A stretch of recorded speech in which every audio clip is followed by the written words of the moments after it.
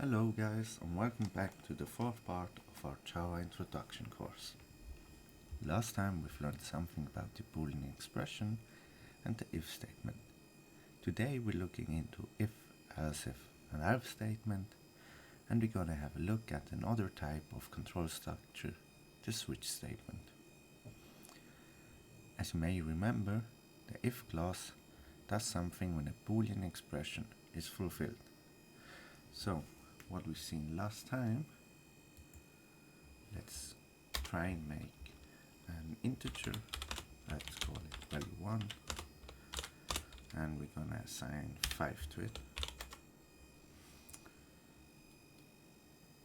So what we're gonna need now is an if opening, as brackets, and what we're gonna check is if value 1 equals 5, we want to print to this console the out.println, and let's print this string value 1 equals 5. So don't forget the semicolon here. And as you may remember from last time, this is what we've learned. If we run this code here, to fix this,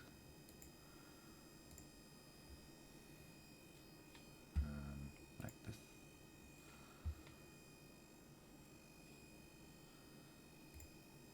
Get this one, get this one. Oh, let's see like that. So let's go.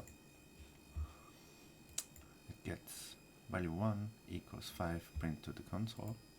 So because value 1 is assigned to 5, or 5 to value 1, this Boolean expression here is correct, and because of this we're going to print this line here out.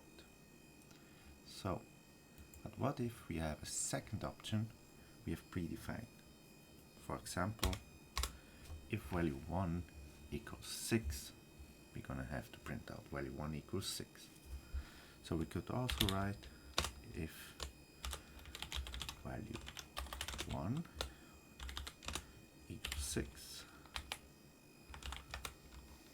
system dot line gonna call, or we're going to print value 1 doesn't equal 5. Okay, so if it's 6, we're going to have printed this line out. Let's try to assign 6 to value 1 and run it again. So here you see value 1 doesn't equals 5. But we could do this for every other number we have. So for example 0, 1, 2, 3, and then 7, 8, 9, 10 to infinity. But if we only have these two strings we want to print out, so either value 1 equals 5 if it's 5, or it doesn't equals 5, so if we don't assign 5 to value 1, we could also write it like this. Let's quickly comment this out for you later.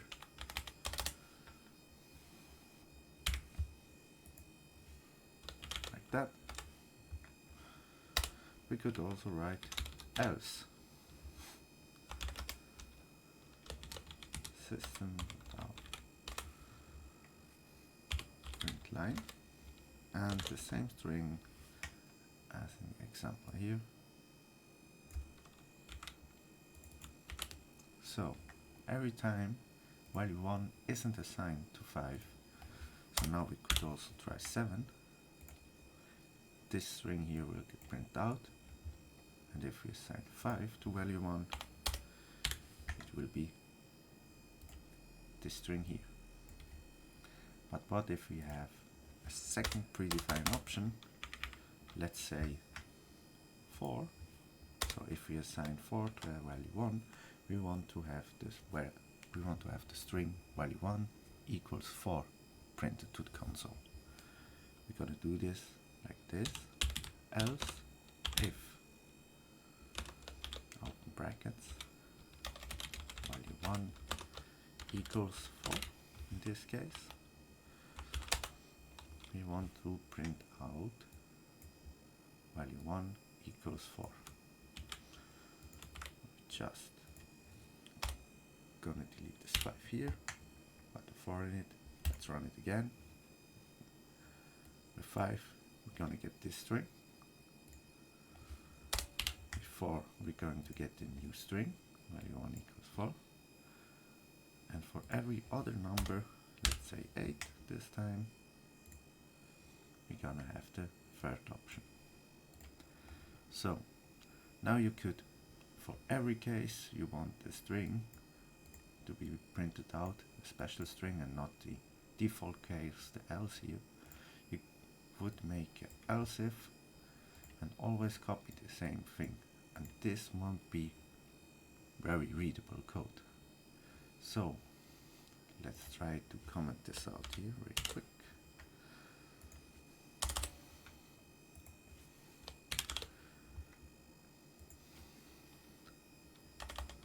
This leads us to the second control structure we're going to see today.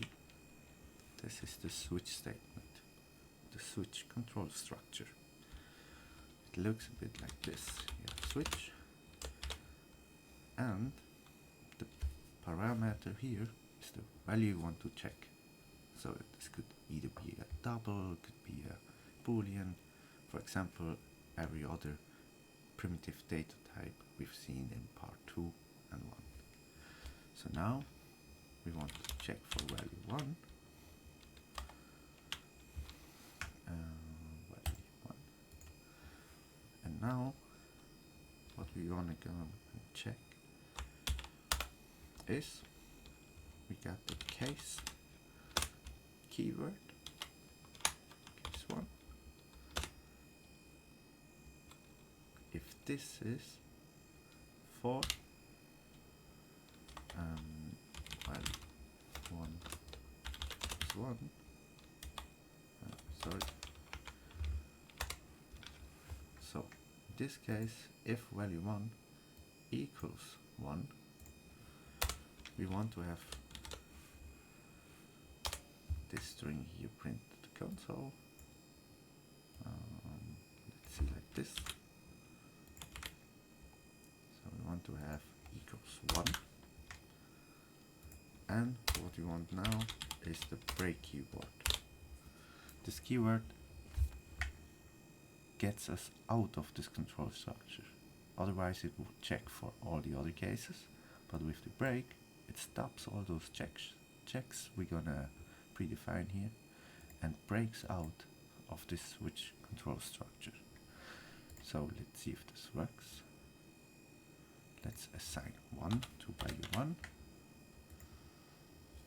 Value 1 equals 1. So this one works. So, and this is much more readable than all those else if cases. So we could also predefine another case too. Let's copy this print statement right here, paste it here, and let's say equals 2. And also the break keyword. So if we assign now 2 to it, we're gonna run this code. Value 1 equals 2. So, but now we also want the default case, like here the else statement, where all the other cases we do not predefine here get an extra. So we're gonna call this with default keyword, and here we want to print out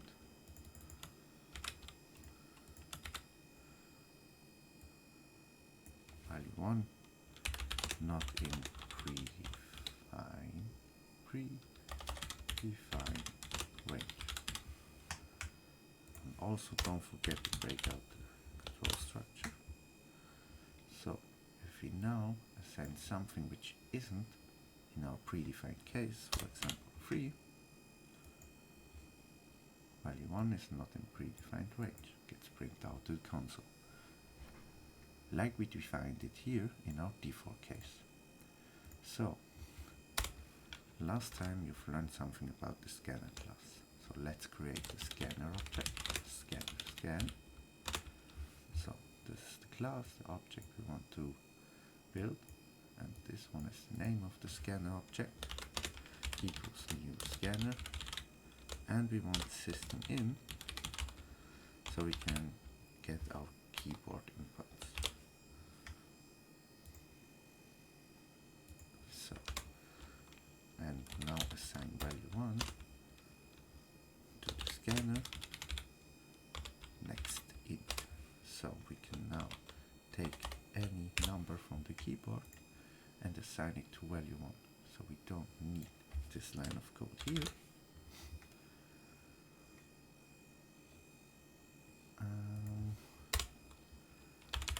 Let's make name value 1 here, real quick, this. So now we can assign it. Or just in one line if you want to. Looks much better. It's more readable like this. So if we now run the code, the terminal wants a keyboard input in form of a number from us. So we're gonna input one of the predefined case, let's say 1, hit enter, and now value 1 equals 1 is printed to the console.